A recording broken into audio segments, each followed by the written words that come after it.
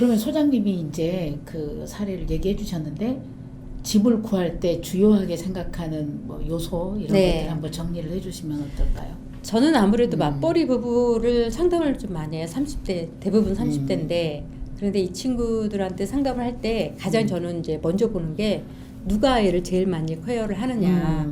그러면 아이를 제일 많이 보살피는 사람 위주로 집을 좀 선정을 하는 편이에요.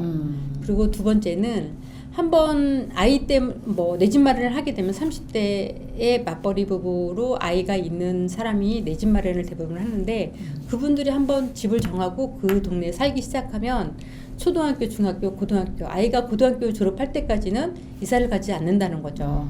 그렇기 때문에 학군이나 아니면 뭐 교육 환경이나 아니면 생활 편의시설이나 이런 것들을 좀 따져요. 그리고 세 번째는 자금에 대한 부분인데요. 내 집 마련을 하려면 최소한 내 집에 그 살려고 하는 가격의 절반 정도는 내 자기 자본이 좀 있어야 된다고 봐요. 그리고 요즘엔 대출을 대부분 많이 받잖아요. 대출을 하게 되면 요즘은 원리금 상환을 같이 해야 돼요. 원리금 상환해야 되는데 너무 과도한 원리금 상환을 하게 되면 그 집을 가지고 있을 만한 여력이 안 되는 거예요. 그러면 실제 급하게 팔아야 되거나 아니면 이렇게 하다 보면 손해를 많이 봐요. 그래서 원리금 상환을 하더라도 월 소득의 한 20%, 뭐 한 30%까지 하더라도 내 생활비에 큰 부담이 되지 않는 선에서 원리금 상환을 해야 된다라고 좀 보고 있습니다. 그래서 저는 세 가지. 그다음에 아이를 누가 제일 많이 케어하느냐, 그 동네의 학군이나 이런 것들이 어느 정도 되느냐, 세 번째는 내 대출이 얼마나 과도하느냐, 그리고 과도하지 않게끔 대출을 받을 거를 권유해드리고 있습니다. 그럼 보통 아이를 누가 케어하느냐? 보통 엄마들이 많이 하잖아요. 네네. 엄마의 직장과 가까운 곳. 네. 그 다음에 주변의 학교. 학교. 네, 그러면 신도시 쪽에 학교들이 보통 같이 네. 지어지니까 네. 중고, 초중고 정도가 좀 가까이 있잖아요. 그렇죠. 그러니까 신도시. 네, 그리고 가격도 그렇고. 그리고 대출은 이제 우리 수입의 한 20%, 30% 그러면 뭐 둘이 합해서 500만 원이다, 1000만 원이다. 뭐 500만 원 한번 생각했을 때 네. 100만 원에서 150만 원 정도를 원리금 상환할 때 네. 적당하다. 그렇죠. 이렇게 생각하시는 네, 거예요. 네, 네. 네, 그렇습니다. 이분들한테 그러면 처음 만나서 이분들의 요구를 듣고 지역을 정하고 거기 지역에서도 괜찮은 아파트를 선정하고 이런데 프로세스가 쭉 진행되는데 네. 총 걸리는 시간이 어느 정도 있어요? 시간이 꽤 걸릴 것 같은데요? 네. 처음 상담하고 음. 상담하고 또 이제 맞벌이 부부다 보니까 시간이 그렇게 없어요. 그래서 보통 임장 활동이라 그래요. 집을 보러 다니는 거. 그런 것들을 시간 맞추기 쉽지 않아 가지고 그거 어떻게 맞춰 가지고 같이 집 보러 다니고 또 지역을 왔다 갔다 하면서 좀 보고 다니고 하느라고 계약하는 데까지 거의 2달 가까이 걸렸어요.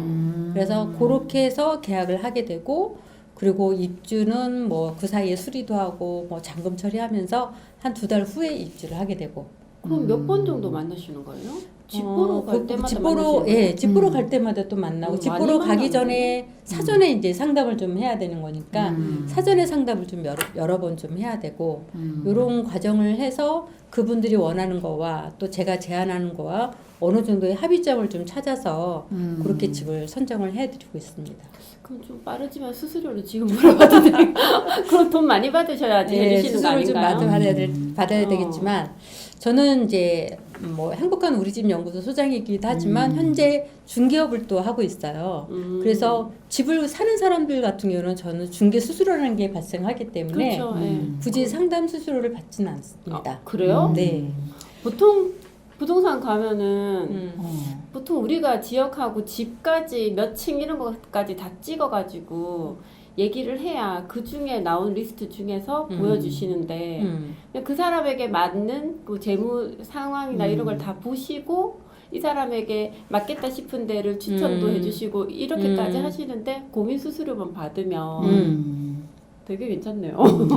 그러니까 이게 그렇죠. 사실은 네. 일반적이지 않은 과정이잖아요. 네. 그러니까 보통은 지역청에서 중개소 찾아가서 그 사람이 몇 개 보여주면 보고 또 우리가 원하는 지역에 이동해서 거기서 보여주는 거 몇 개 보고 또 이동해서 거기서 보여주는 거 몇 개 보고 이렇게 결정을 우리가 해야 되고 이런 네. 문제인데 이거는 상황에 다 얘기 들어보고 조건에 맞추고 해서 미리 다 상담하고 딱 원하는 대로 압축해서 딱 본 거잖아요. 그렇죠. 그러니까 어떻게 보면 이 프로세스가 기존의 집 구하는 방식하고 많이 다르게 굉장히 합리적이고 보통 발품을 네. 많이 하는 팔아야지 건데. 그만큼 좋은 집을 구할 수 있다 하는데 발품을 팔아 주신다는 거잖아요.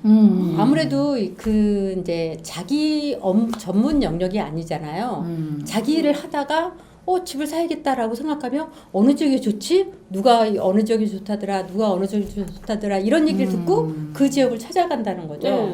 그런데 우리가 전문 전형이 아니라서 이제 선택하게 되는 미스가 좀 있는데 저 같은 경우는 제가 중개업을 한 20년 가까이 하면서 여러 가지 지역들이 어떻게 변화되는지에 대해서 항상 스크랩을 하잖아요. 그런 것들을 보면서 이 부부한테 지금 현재 동선과 그다음에 현재 자금으로서 선택할 수 있는 집들을 여러 지역을 좀 넓게 보고 그 중에서 선정을 해주는 거죠.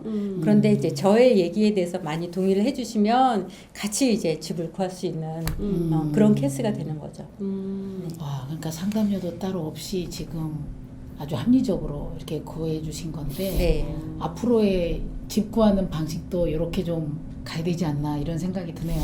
아니 요즘 그렇게 해주시는 공인중개사들 저는 못 봤거든요. 그렇지. 네. 그냥 그렇게 물어보면 좀 별로 안 좋아하세요.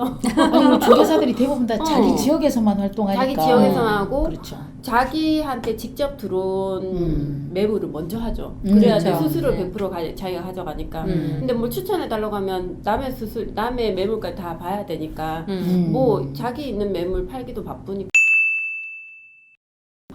이렇게 수수료도 추가로 안 받으시고 해주시면 되게 괜찮아요. 다음에 저희 집도 좀. 그럴까요? 진짜.